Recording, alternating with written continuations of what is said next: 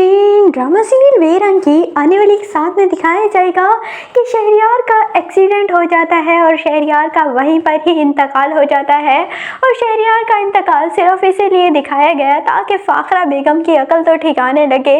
पहले उनका एक बेटा चला गया, फिर दूसरा बेटा चला गया और बेटी को पहले ही वो आग कर चुकी थी और अब बच्चा एक ही बेटा जो कि उनकी कभी बात मानता ही नहीं और ना ही उसने कभी अपनी माँ की सुनी, तभी वो आज जिंदा है, वरना अपनी माँ की सुनने वालों का अंजाम वही हुआ जो कि शहरयार और दूसरे बेटे के साथ हुआ था, क्योंकि वो दोनों अपनी माँ की गलत बात भी मान जाते थे। लेकिन अफान अपनी माँ की गलत बात गलत ही कहता है और कहता है कि मैं ये बात नहीं मानूंगा, और इसीलिए अफान बेचारा तो बच गया है। लेकिन अब फ़ाखरा बेगम की अना खूब टूटी है और उन्हें खूब चोट लगी है, इसीलिए अब फ़ाखरा बेगम की अकल ठिकाने लग चुकी है कि उनके गलत फैसले की वजह से ही उनका बेटा आज इस दुनिया में नहीं है।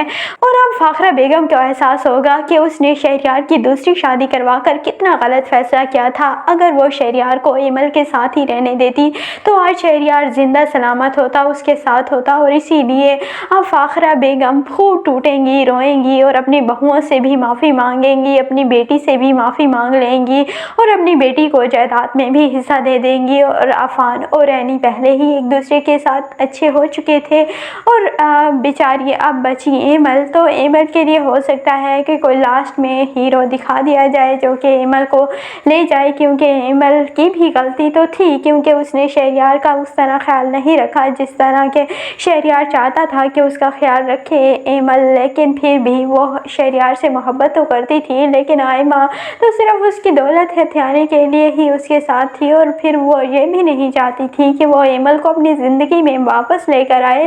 और इसी झगड़े की वजह से ही तो शहरयार का एक्सीडेंट हुआ था और वो वहीं पर ही इंतकाल कर गया। आपको ये ड्रामा बेरंग कैसा लगता है? कमेंट सेक्शन में अपनी कीमती राय का ज़रूर इजहार कीजिएगा। और अगर वीडियो अच्छी लगे तो वीडियो को लाइक और चैनल को सब्सक्राइब करना बिल्कुल भी मत भूलिएगा।